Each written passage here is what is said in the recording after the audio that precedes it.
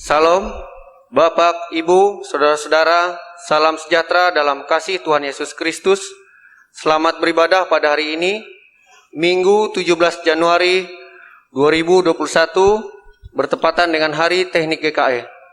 Untuk Jemaat GKI Langkai, persembahan dapat diantar ke kantor Majelis Jemaat GKI Langkai pada hari kerja, atau bisa ditransfer melalui rekening Majelis Jemaat GKI Langkai di Bank Kalteng yang tertera pada lembaran Warta Jemaat, atau bisa dilihat di layar video ini. Apabila sudah melakukan transfer, bisa menyampaikan kepada bendahara dan bukti transfer. Kita memulai ibadah kita. Jemaat dimohon berdiri dan kita memuji nama Tuhan dari pelengkap Kidung Jemaat nomor 55 bait 1 dan 2. Hai puji namanya.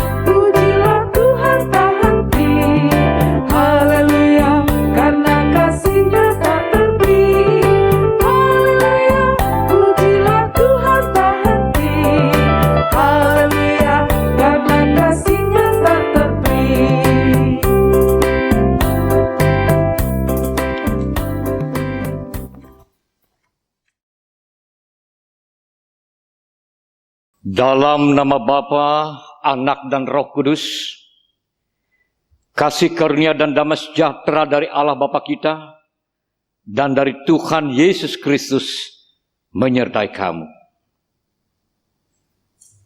Amin. Silakan duduk kembali.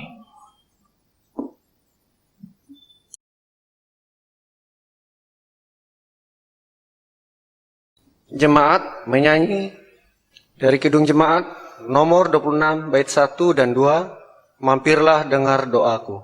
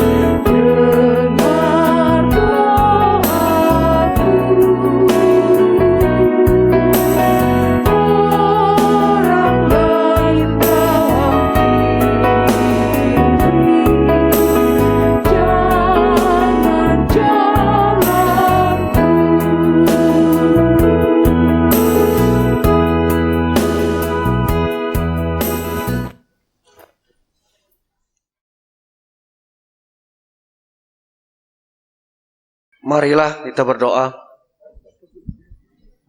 Tuhan yang penuh kasih, kami mengaku di hadapan-Mu ya Tuhan, bahwa kami sering berbuat dosa terhadap Engkau, terhadap sesama kami, terhadap alam dan seluruh ciptaan-Mu. Kami sering berlaku kurang adil, hidup untuk diri kami sendiri. Ampunilah dosa kami. Kuatkan dan teguhkan iman kami, serta beri hikmat dalam menghadapi hidup ini. Di tengah kesulitan dan tantangan, kuat dan teguhkan iman kami Tuhan. Kami bersyukur karena kasih-Mu yang tiada terbatas itu telah memungkinkan dan melayakan kami untuk berbakti kepadamu hari ini. Kiranya pujian, doa dan firman-Mu menjadi berkat untuk hidup kami. Kami berdoa dalam nama Tuhan Yesus Kristus, Juru Selamat kami. Amin. Pemberitaan firman Tuhan yang akan disampaikan oleh Bapak Pendeta Kristinus Unting MDiv. Saudara-saudara, Minggu tanggal 17 Januari 2021 dalam rangka Hari Teknik GKE, nas yang ditetapkan sesuai dengan Almanak Nas Gereja Kalimantan Evangelis adalah Injil Yohanes pasal 1 ayat yang ke-43 sampai dengan ayatnya yang ke-51 dengan perikop murid-murid yang pertama. Berdasarkan nas ini kita angkat satu judul, yaitu panggilan gereja di era COVID-19. Sebelum kita membaca dan merenungkan firman Tuhan ini, mari kita bersatu dalam doa. Kita berdoa. Bapa yang maha baik, kami rindu untuk diisi oleh kebenaran firman-Mu. Jamalah kami dengan kuasa kasih dan berkat-Mu, sehingga kami diisi dalam kebenaran Tuhan, hidup dalam kebenaran Tuhan, dan juga membagikan kebenaran Tuhan. Di dalam nama Tuhan Yesus Sang Firman yang hidup oleh pertolongan Roh Kudus, kami mohon. Amin. Injil Yohanes pasal 1 ayat yang ke-43 sampai dengan ayat yang ke-51 yang berbunyi demikian. Pada keesokan harinya Yesus memutuskan untuk berangkat ke Galilea. Ia bertemu dengan Filipus dan berkata kepadanya, "Ikutlah aku." Filipus itu berasal dari Betsaida, kota Andreas dan Petrus. Filipus bertemu dengan Nathanael dan berkata kepadanya, "Kami telah menemukan Dia yang disebut oleh Musa dalam kitab Taurat dan oleh para nabi, yaitu Yesus, anak Yusuf dari Nazaret." Kata Nathanael kepadanya, "Mungkinkah sesuatu yang baik datang dari Nazaret?" Kata Filipus kepadanya, "Mari dan lihatlah." Yesus melihat Nathanael datang kepadanya lalu berkata tentang dia, "Lihat, inilah orang Israel sejati, tidak ada kepalsuan di dalamnya." Kata Nathanael kepadanya, "Bagaimana engkau mengenal aku?" Jawab Yesus kepadanya, "Sebelum Filipus memanggil engkau, aku telah melihat engkau di bawah pohon ara." Kata Nathanael kepadanya, "Rabi, engkau anak Allah, engkau raja orang Israel." Yesus menjawab katanya, "Karena aku berkata kepadamu, aku melihat engkau di bawah pohon ara, maka engkau percaya? Engkau akan melihat hal-hal yang lebih besar daripada itu." Lalu kata Yesus kepadanya, "Aku berkata kepadamu, sesungguhnya engkau akan melihat langit terbuka dan malaikat-malaikat Allah turun naik kepada Anak Manusia." Bapak, Ibu, saudara-saudara yang dikasihi dan diberkati oleh Tuhan, dimanapun saudara berada, Salam. Saudara-saudara yang dikasihi dan diberkati oleh Tuhan, Injil Yohanes pasal 1 ayat yang ke-43 sampai dengan ayat yang ke-51 itu mencatat tentang peristiwa penting tentang pemanggilan para murid yang mula-mula oleh Yesus. Dalam ayat yang ke-43 sampai ayat yang ke-51 ini ada dua nama disebutkan, saudara. Ada nama Filipus dan juga Nathanael. Saudara-saudaraku, pernahkah kita berpikir kenapa Yesus memanggil murid bernama Filipus, bernama Nathanael? Kenapa tidak yang lain, misalnya Alexandro, Pajero, Ronaldo, dan yang lain-lain nama-nama yang keren? Karena Alexandro atau Pajero itu hanya berbicara tentang kenikmatan, saudara. Atau juga Ronaldo hanya gebiar di lapangan. Tapi Filipus dan Nathanael adalah orang-orang yang memang ada dalam kancah kehidupan nyata, yang mengerti persis apa artinya angin topan gelombang, apa artinya perahu yang hampir tenggelam, apa rasanya hujan panas, apa artinya perjuangan hidup ini. Jadi Yesus memanggil Filipus dan juga Nathanael, saudara-saudara, bukan karena salah pilih. Bukan karena memanggil orang yang biasa-biasa. Yesus tidak memanggil orang yang biasa-biasa, yang malas-malas. Karena banyak orang mengatakan bahwa Yesus memanggil orang yang biasa-biasa. Mereka kan para nelayan. Bukan itu masalahnya, saudara. Memang mereka para nelayan. Justru karena di samping mereka para nelayan, para pemungut cukai, mereka adalah orang-orang yang mengerti, yang merasakan secara nyata getir hidup ini. Masalah hidup ini secara real. Saudara-saudaraku yang dikasihi dan diberkati oleh Tuhan Yesus Kristus. Kenapa Yesus memanggil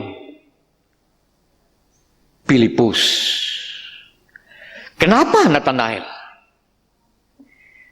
Saudara-saudara, mungkin ada hal kecil yang kurang kita perhatikan dari kedua nama ini. Mereka mempunyai semacam kelebihan khusus. Walaupun kelebihan khusus itu nampaknya sederhana, saudara-saudara.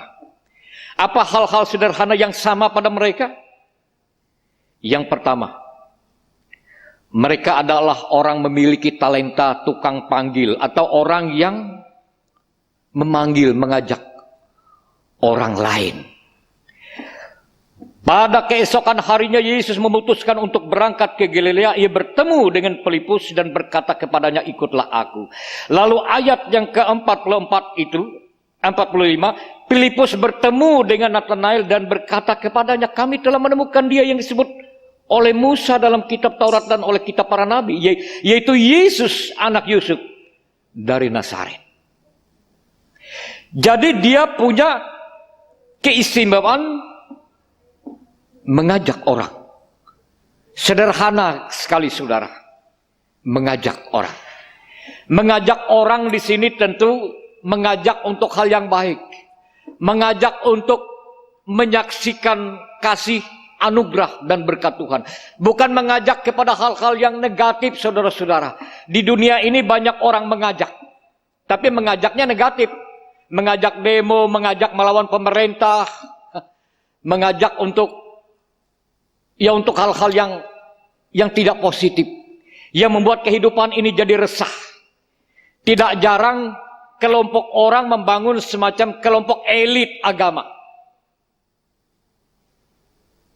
Tapi kelompok yang dibuat ini bukan membuat kehidupan jadi nyaman, membuat lingkungan jadi takut, jadi resah, dan menjadi biang masalah.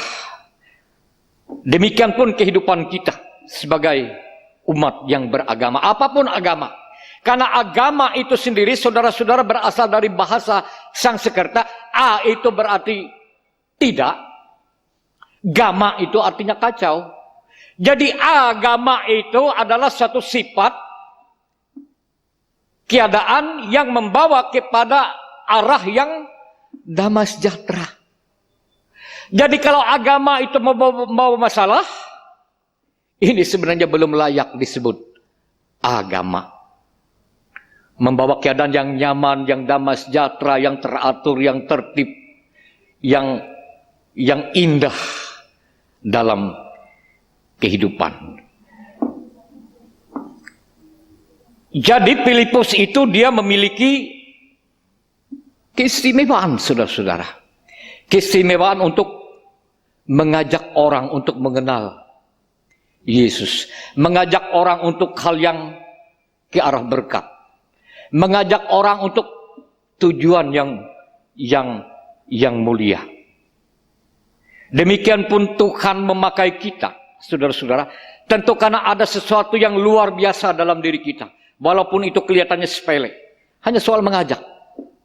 Tapi mengajak yang indah, yang baik, yang positif. Bukan mengajak kepada hal-hal yang membuat kehidupan dalam masyarakat menjadi semrawut, menjadi kacau, menjadi menakutkan. Ini hal yang luar biasa. Yesus memerlukan orang yang punya potensi untuk berguna untuk satu tujuan yang agung, yaitu mengajak orang kepada kebaikan dan kebenaran. Tuhan mau memakai kita sebagai umatnya. Tuhan memakai gereja untuk mengajak. Filipus mempunyai semacam talenta sederhana mengajak. Saudara-saudara, bila kita membaca dalam Yohanes pasal 12 ayat yang ke-20 sampai 23 dikatakan demikian, di antara mereka yang berangkat untuk beribadah pada hari raya itu terdapat beberapa orang Yunani. Orang-orang itu pergi kepada Filipus yang berasal dari Betsaida di Galilea lalu berkata kepadanya, "Tuhan, kami ingin bertemu dengan Yesus." Lalu ayat yang ke-22, Filipus pergi memberitahukan kepada Andreas. Andreas dan Filipus menyampaikannya pula kepada Yesus. Jadi di samping mengajak, dia juga memperkenalkan, mengarahkan, dan juga menjelaskan hal-hal yang kecil namun sangat bermanfaat. Dalam situasi yang sulit ini, saudara, yang dirindukan oleh masyarakat yang sedang ketakutan ini ialah adanya orang yang mengajak, dalam tanda kutip, mengajak untuk mari kita saling bahu-membahu untuk mengatasi hal yang sulit. Dunia ini mengharapkan ada orang yang mampu menjelaskan supaya masalah itu tidak menjadi kabur. Informasi-informasi yang tidak baik. Filipus juga memiliki talenta, kemampuan sederhana namun sangat bermanfaat dan menjadi berkat, karena dia juga mengarahkan orang-orang Yunani yang ingin bertemu dengan Yesus. Mereka tidak mengenal Yesus, mereka ingin menerima Yesus. Namun Filipus yang memperkenalkan, memberikan jalan bagi mereka supaya bertemu dengan Yesus. Lalu juga menjelaskan. Mari kita perhatikan dengan baik, saudara-saudara, apa yang terjadi di sini. Bagaimana Yesus ketika mengajak, bagaimana Filipus ketika mengajak Nathanael untuk mengenal Yesus. Apa yang dia lakukan? Filipus bertemu dengan Nathanael dan berkata kepadanya, ayat 45, "Kami telah menemukan dia yang disebut oleh Musa dalam kitab Taurat dan oleh para nabi, yaitu Yesus anak Yusuf dari Nazaret." Dia menjelaskan tentang siapa Yesus itu. Yesus itu adalah yang telah difirmankan, yang telah dinubuatkan, yang telah disebut oleh Musa dalam kitab Taurat dan oleh para nabi. Jadi Nathanael, Filipus ini juga adalah orang yang mengerti tentang firman Tuhan. Dia mengerti hubungan antara Yesus dengan nubuat kitab Perjanjian Lama. Jadi dia menjelaskan sesuatu yang benar.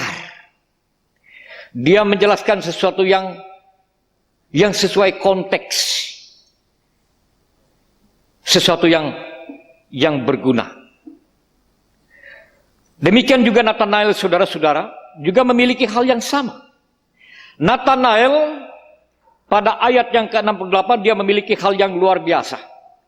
Salah satu yang sama tadi kita sebutkan ialah mereka memiliki kemampuan walaupun sederhana, kecil, tapi menjadi berkat. Mereka bisa mengajak orang-orang. Mengajak orang-orang untuk semakin mendekat kepada Tuhan. Untuk mengenal Tuhan. Untuk beriman kepada Tuhan. Untuk melakukan apa kehendak Tuhan. Mengajak.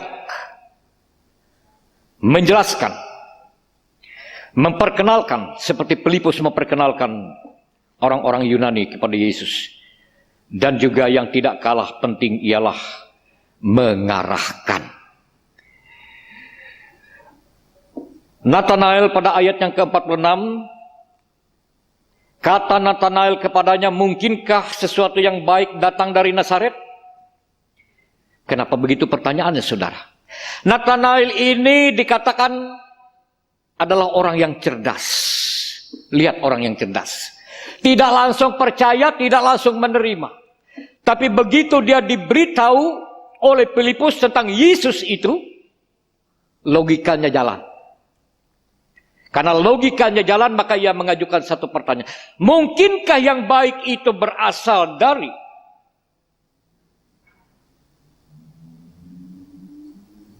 Nazaret? Artinya sesuatu yang baik itu tidak mungkin datang dari Nazaret. Jadi dia tidak langsung asal terima. Ini penting, saudara. Kita sebagai umat Tuhan, kita sebagai gereja, jangan selangsung mudah menerima. Jangan langsung percaya. Ya nanti kan antivirus, vaksin corona itu kan nanti ada chip 666. Percaya. Langsung percaya. Jadi ada baiknya kita memiliki sikap seperti Nathanael. Yang cerdas. Yang tidak asal terima. Tapi dia mempertimbangkan segala sesuatunya secara cerdas. Dia juga memiliki karakter yang jujur. Kenapa kita katakan demikian? Karena Yesus ketika bertemu dengan Nathanael, apa dikatakan pada ayat yang ke-47? Kata Filipus kepadanya, mari dan lihatlah. Yesus melihat Nathanael datang kepadanya lalu berkata tentang dia, lihatlah, inilah orang Israel sejati, tidak ada kepalsuan di dalamnya. Yesus sendiri menyatakannya di hadapan Nathanael. Inilah seorang Israel sejati, tidak ada kepalsuan di dalamnya. Berarti orang ini tidak pura-pura, orang ini adalah orang jujur, orang ini adalah orang benar. Yesus sangat memerlukan orang yang jujur, yang apa adanya, seperti Nathanael. Yesus memerlukan orang-orang seperti Nathanael yang tidak asal terima. Karena orang yang asal terima itu adalah sasaran pembodohan. Baik sasaran pembodohan mengenai ajaran, ataupun sasaran pembodohan di berbagai macam kehidupan lainnya. Jadi Yesus memilih orang-orang yang luar biasa untuk satu tujuan yang mulia. Cerdas. Namun hal menarik lainnya dari Nathanael juga, ia tidak keras kepala. Dia tidak lalu mempertahankan kebenaran yang ada pada dirinya. Ketika Yesus menempelak dia dengan satu pernyataan tentang dia, bagaimana engkau mengenal aku? Ayat 48. Jawab Yesus kepadanya, sebelum Filipus memanggil engkau, aku telah melihat engkau di bawah pohon ara. Apa kata Nathanael? Kata Nathanael kepadanya, Rabi, engkau anak Allah, engkau raja orang Israel. Setelah dia ditemplak melalui kuasa Yesus yang telah mengenal dia, yang mengetahui keberadaannya sebelum dia dijumpai oleh Filipus, logikanya jalan. Berarti benar, dia ini sesuatu yang luar biasa. Dia ini pasti Tuhan. Dia ini raja orang Israel. Lalu dia mengaku.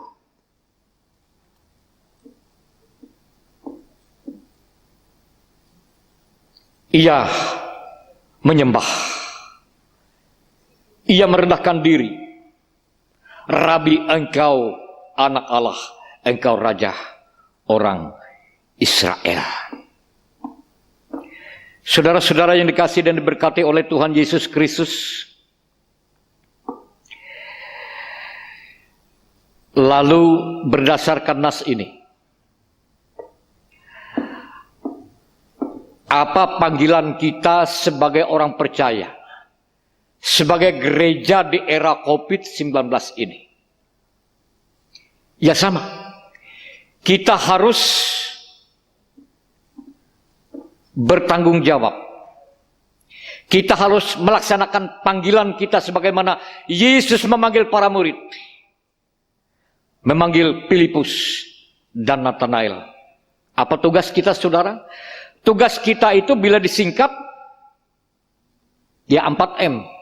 Sama seperti Filipus dan Nathanael. M yang pertama ialah mengajak orang. Mengajak. Sekali lagi mengajak untuk hal-hal yang baik.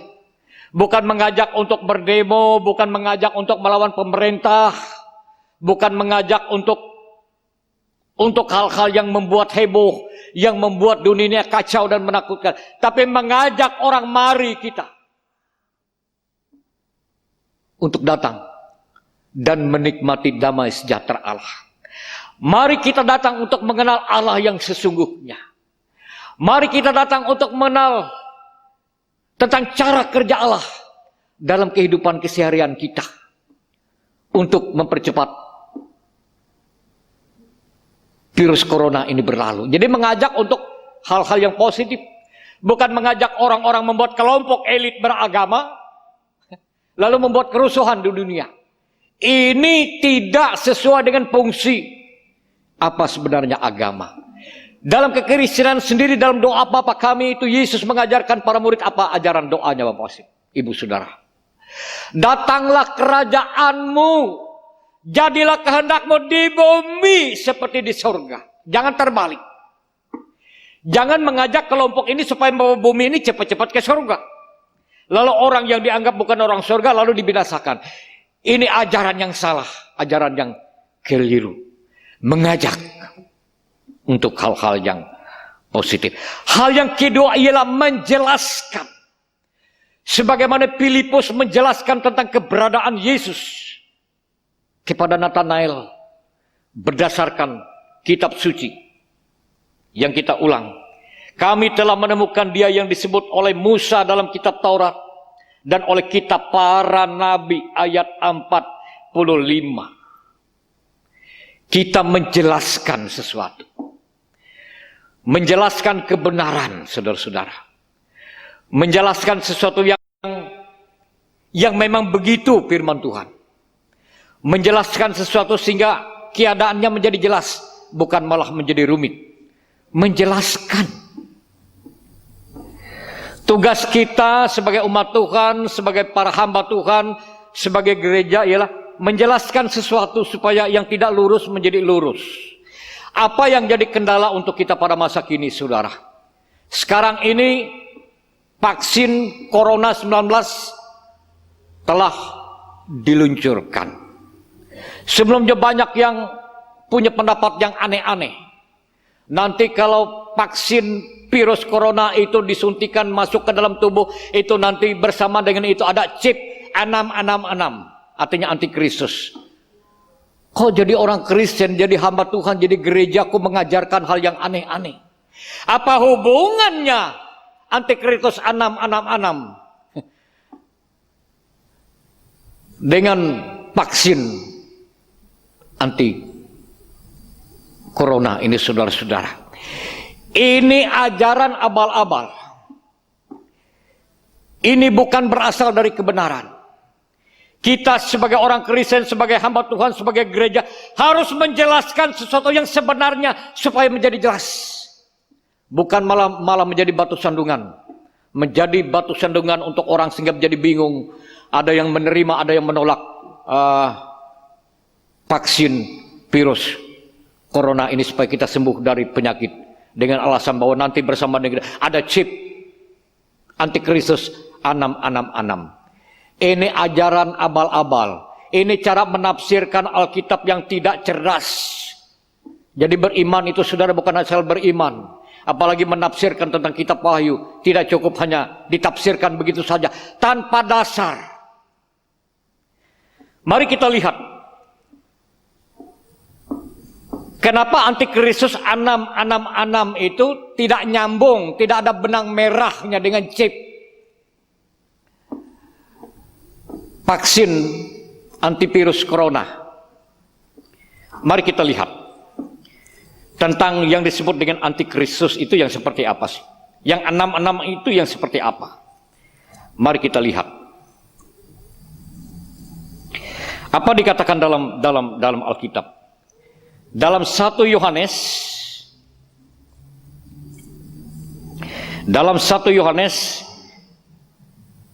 pasal 1 Yohanes pasal 3 misalnya ayat 9. Setiap orang yang lahir dari Allah tidak berbuat dosa lagi, sebab benih ilahi tetap ada di dalam dia, dan ia tidak dapat berbuat dosa karena ia lahir dari Allah. Inilah tandanya anak-anak Allah dan anak-anak iblis. Setiap orang yang tidak berbuat kebenaran tidak berasal dari Allah. Demikian juga barang siapa tidak mengasihi saudaranya. Jadi mana hubungannya antara vaksin corona yang dikatakan ada ada chip antikristus. Lalu yang berikutnya kita baca 1 Yohanes pasal 1 ayat 18.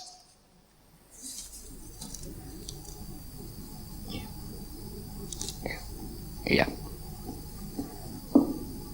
Oh ya. Ayat yang ke-18.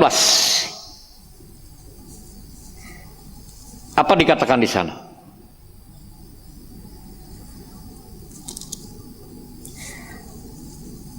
Atau juga pada ayat yang ke-22. 1 Yohanes pasal 5. Ayat yang ke-18.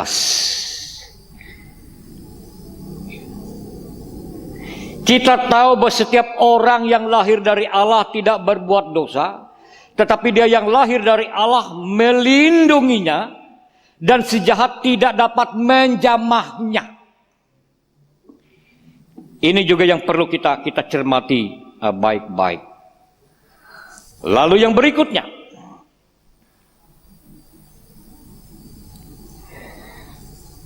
kita perhatikan juga di sini saudara-saudara yang dikasihi dalam Tuhan. Lalu siapa sebenarnya yang disebut dengan antikristus itu? Pada 1 Yohanes pasal yang kedua ayat yang ke-18 berbunyi demikian. Anak-anakku, waktu ini adalah waktu yang terakhir, dan seperti yang telah kamu dengar, seorang antikristus akan datang. Sekarang telah bangkit banyak antikristus. Itulah tandanya bahwa waktu ini benar-benar adalah waktu yang terakhir. Lalu perhatikan pada ayat yang ke-22. 1 Yohanes pasal 2 ayat 22. Siapakah pendusta itu? Bukankah dia yang menyangkal bahwa Yesus adalah Kristus? Dia itu adalah antikristus. Yaitu dia yang menyangkal baik bapa maupun anak. Jadi antikristus itu berbicara tentang hal-hal yang rohani, saudara. Bukan berbicara tentang soal fisik, soal penyakit, soal virus corona. Tidak ada benang merahnya. Antikristus itu adalah suatu sifat yang mengarahkan orang untuk menyimpang dari Allah yang sesungguhnya. Jadi dia lebih bersifat rohani. Jadi chip antikristus itu mengarahkan orang-orang supaya tidak menerima Tuhan yang sesungguhnya di dalam Yesus Kristus. Jadi tidak ada benang merahnya tentang chip 666. Lalu yang berikutnya saya gambarkan begini, saudara. Seandainya benar, ini seandainya saja. seandainya antivirus corona itu atau vaksin yang ditemukan itu ada chip 666 antikristus, gampang jawabannya. Seandainya itu benar. Mana akan bisa masuk, mana akan bisa tembus walaupun disuntikan vaksin itu. Lalu chip antikristus itu kan tidak mungkin masuk. Kenapa? Karena saya adalah anak Tuhan. Karena saya anak Tuhan, maka vaksin itu disuntikan, vaksinnya yang masuk. Antikristusnya tinggal di luar. Kenapa? Karena saya anak Tuhan, karena benih ilahi tetap tinggal di dalam orang percaya. Jadi kalau orang takut begitu disuntikan vaksin Corona 19 lalu takut, apa artinya? Itu artinya bahwa dalam tubuh orang itu telah ada chip 666. Jadi wajar dia takut. Begitu disuntikan, jadi dia nyambung antara antikristus yang dari luar lalu ke dalam dirinya. Tapi kalau kita sebagai anak Tuhan, benih ilahi itu tinggal di dalam kita. Lalu vaksin itu disuntikan ke kita. Obat yang menyembuhkan akan masuk ke dalam diri kita. Sementara roh yang 666 antikristus silakan tinggal di luar. Itu saudara-saudara yang penting bagi kita. Bagaimana kita akan menjelaskan. Kita sebagai umat Tuhan, sebagai gereja, sebagai hamba Tuhan, harus menjelaskan berdasarkan ajaran yang sehat. Bukan ajaran yang aneh-aneh. Karena itu saudara-saudara dapat kita katakan bahwa vaksin yang disuntikan itu dapat kita katakan itu adalah berkat Tuhan. Melalui para tenaga medis, melalui para ahli. Cara Tuhan untuk menyelamatkan kita melalui hikmat. Kita harus melihatnya demikian. Jadi janganlah berpikir yang aneh-aneh. Memberikan pemahaman, penafsiran, ajaran yang menyesatkan. Yang menjadi batu sandungan. Gereja sebagai umat Tuhan kita adalah mitra pemerintah. Karena pemerintah juga dipakai oleh Tuhan pada sisi yang baik. Dan gereja juga harus mendukung pemerintah untuk hal-hal yang baik yang menjadi berkat itu. Karena itu bagaimana kita mengarahkan jemaat kita supaya kita lebih berhikmat. Mengerti bagaimana cara Tuhan bekerja dalam kehidupan ini. Bukan hanya lewat ayat Mazmur 91, saudara-saudara. Kita harus aman bahwa Allah akan menyertai, melindungi kita. Kita akan terbebas dari apa ya? Mari kita baca. Kita sebentar. Ini tafsirannya juga keliru. Dalam Mazmur, iya. Mazmur 91. Apa dikatakan? Yang menjadi andalan orang-orang untuk melawan virus corona katanya. Ini ajaran yang aneh-aneh. Pasal 91. Engkau tak usah takut terhadap kedahsyatan malam ayat 5. Terhadap panah yang terbang di waktu siang. Terhadap penyakit sampar yang berjalan di dalam gelap ayat 6. Penyakit sampar saudara bukan virus corona. Rupanya ajaran tentang 666 ada chip virus corona, antikristus di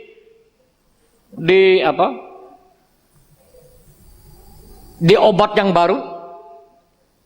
Ini kayaknya sejalan dengan orang yang mempopulerkan tentang Mazmur 91. Rupanya setan ini tidak pernah tinggal diam.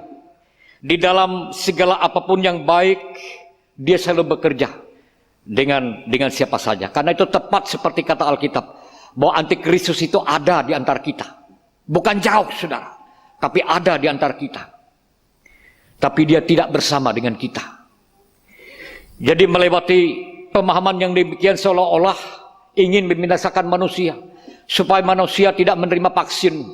Supaya manusia ini mati. Tapi Allah dengan hikmatnya. Melewati apa yang ditemukan itu. Menjadi serana bagi dia. Untuk menyelamatkan kita manusia. Kita mengerti semuanya itu karena dengan hikmat. Karena itu saudara-saudara, kita harus mendoakan, kita harus mendukung usaha pemerintah yang positif. Supaya kita sebagai orang beriman, sebagai gereja, sungguh-sungguh layak hadir di dunia ini. Untuk apa dia dipanggil sebagaimana Yesus memanggil para murid Filipus dan Nathanael? Justru untuk satu tujuan. Untuk M yang pertama, mengajak orang-orang untuk mengenal kebenaran.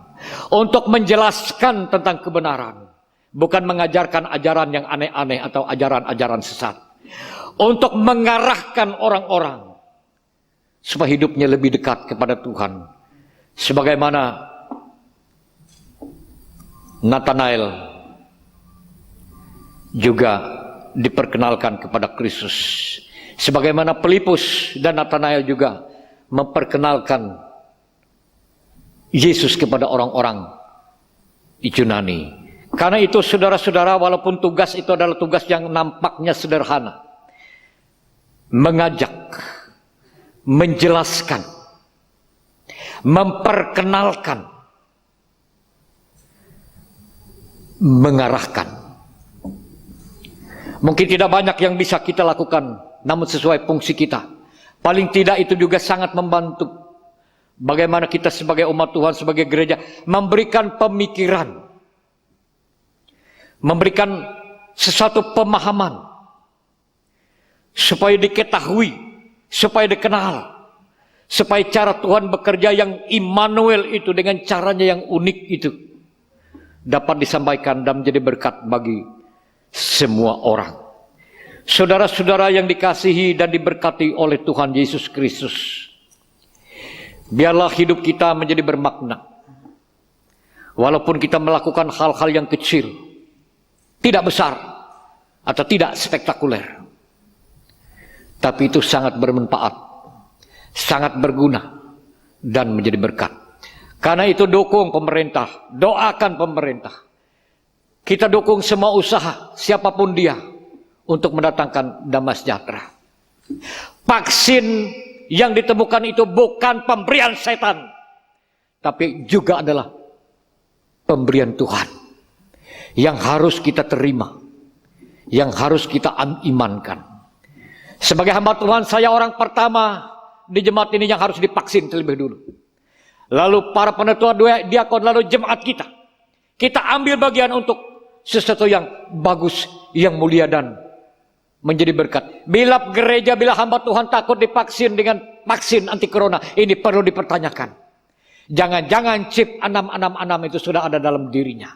Tapi kita adalah orang-orang yang dipakai oleh Tuhan untuk satu tugas yang mulia.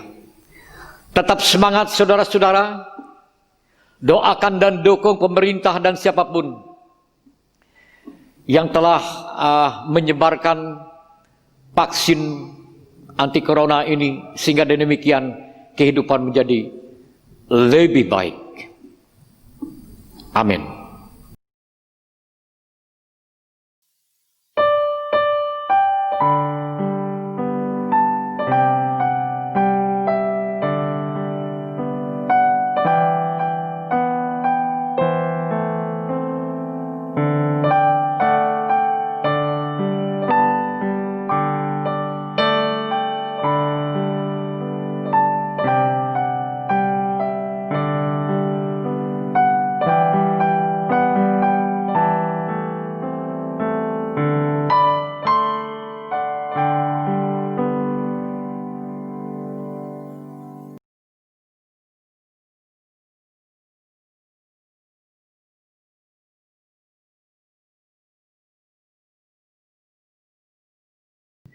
Mari kita naikkan doa kita. Terima kasih Bapa di surga atas firman-Mu saat ini. Sebagaimana Tuhan memanggil para murid untuk tugas yang mulia, demikian pun kami adanya. Untuk mengajak orang-orang kepada kebaikan dan juga menikmati kasih Tuhan. Untuk menjelaskan sesuatu sebagaimana yang Tuhan kehendaki. Sehingga kami baik selaku umat-Mu, selaku gereja, sungguh-sungguh menjelaskan ajaran Tuhan yang sesungguhnya. Menjadi berkat bagi banyak orang. Yang memperkenalkan cara Tuhan bekerja dalam kehidupan ini. Ia mengarahkan kehidupan ke arah yang lebih baik. Kuatkan kami ya Tuhan untuk satu tugas yang mulia ini. Kiranya Engkau berkenan memakai kami, umat-Mu, para hamba-hamba Tuhan, gereja, walaupun melakukan hal-hal yang kecil sebagaimana para murid yang Kau panggil. Namun sekiranya itu juga berguna, berdampak positif bagi kehidupan. Terima kasih ya Bapa di surga, karena Engkau memberikan hikmat bagi kami untuk mengerti apa kehendak Tuhan. Secara khusus kami berdoa untuk sekolah menengah kejuruan GKI di Mandomai, dan juga warga GKI yang berprofesi di bidang teknik. Tuhan memberkati, sehingga menjadi sarana kesaksian di bidang yang walaupun nampaknya sederhana, tapi sangat berdaya guna bagi kehidupan ini. Kami juga berdoa bagi jemaat-Mu, baik secara khusus jemaat GKI Langkai ini, dalam situasi kini yang dihadapi. Tetap berikan kesabaran ya Tuhan, berikan pertolongan, terlebih bagi saudara-saudara kami yang mengalami sakit, jemaat kami yang dalam keadaan usia tua. Namun Tuhan memberikan penghiburan, Tuhan beserta dengan kami. Tuhan memberikan jalan dan tetap peduli dan memberkati.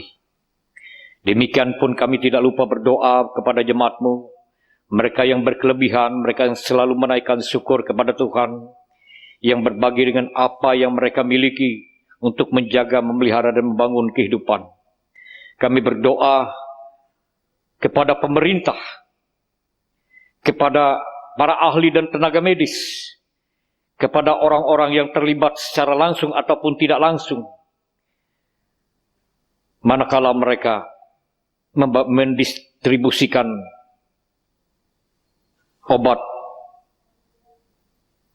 untuk mengatasi virus Corona 19 ini. Terima kasih Tuhan, melalui vaksin yang ditemukan, kami percaya itu adalah cara jalan Tuhan menolong kami. Walaupun dari kami manusia tentu berusaha. Kami percaya bahwa vaksin yang ditemukan itu berdasarkan niat baik pemerintah, para tenaga medis. Karena itu kami juga percaya ia menjadi berkat bagi setiap orang yang akan menerimanya. Bukan menjadi kutuk, bukan chip antikristus 666, tetapi berkat Tuhan. Karena itu ya Tuhan, biarlah kami mengerti akan kehendak Tuhan melalui ajaran yang sehat. Karenanya kami juga berdoa bagi seluruh umat, agar selalu mengarahkan pendengarannya kepada ajaran yang sehat, supaya tidak diarahkan kepada kesesatan. Kami berdoa, berkati para hamba-hamba Tuhan, yang sungguh-sungguh melayani Tuhan, yang dengan nurani mengajarkan ajaran kebenaran, bukan untuk kepentingan dan keuntungan pribadi, tapi semata-mata untuk kemuliaan nama Tuhan. Berkati majelis Sinode GKI, berkati resort-resort jemaat-jemaat sekawasan GKI, berkati gereja-gereja mitra, gereja-gereja di berbagai macam arilan, yang melalui pengajaran, yang melalui firman Tuhan yang disampaikan, yang melalui kasih, perbuatan nyata yang dinyatakan. Semuanya adalah alat yang dipakai oleh Tuhan untuk mendatangkan damai sejahtera di kehidupan. Tuhan menyertai dan memberkati semuanya. Kami mohon berkat-Mu bagi keluarga Kristen. Kami mohon juga penyertaan Tuhan bagi orang-orang muda, bagi anak-anak kami. Walaupun dalam keadaan yang sulit ini, namun dengan berbagai macam cara, program yang telah dibuat, semuanya itu mengarah untuk menjelaskan kebenaran Tuhan, sehingga mereka diarahkan kepada sang sumber kebenaran, yaitu Tuhan Yesus Kristus, Ya Bapa di surga, kuatkan kami untuk menjalani hidup ini.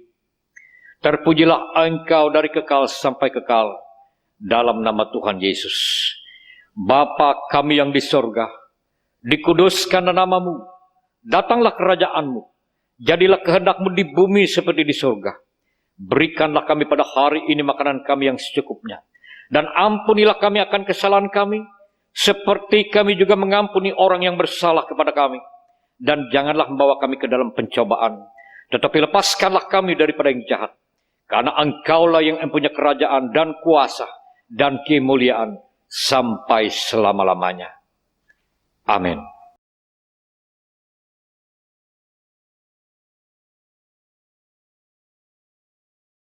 Sekarang ada kesempatan bagi kita untuk mempersembahkan persembahan syukur kepada Tuhan.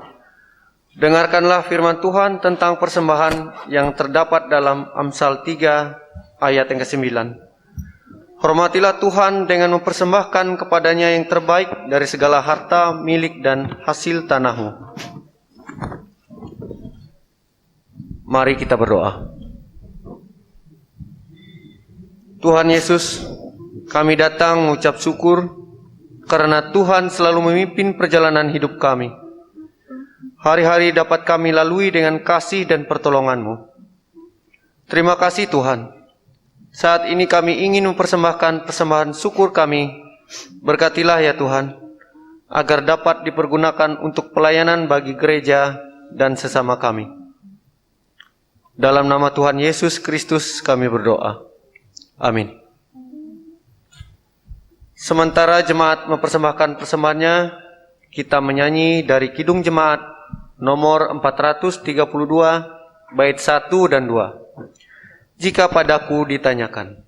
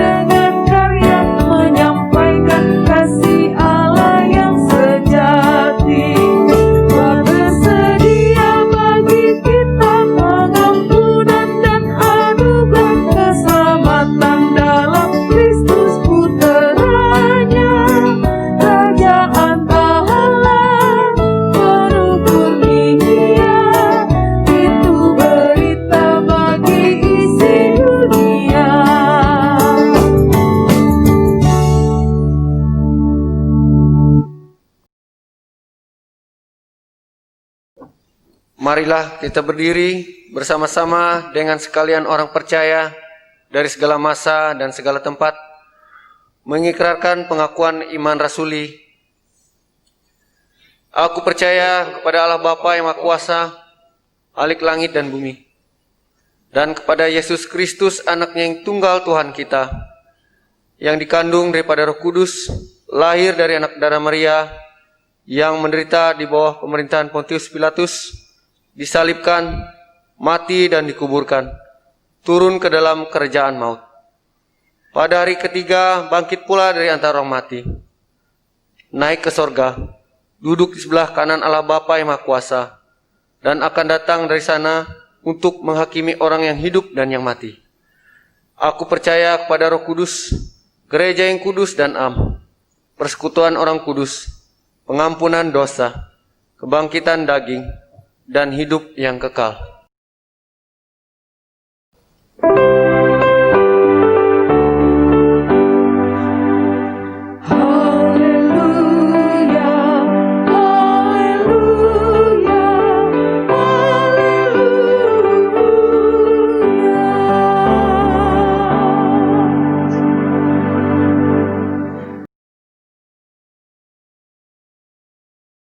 Saudara-saudara, terimalah berkat Tuhan. Tuhan memberkati engkau dan melindungi engkau. Tuhan menyinari engkau dengan wajah-Nya dan memberi engkau kasih karunia. Tuhan menghadapkan wajah-Nya kepadamu dan memberi engkau damai sejahtera.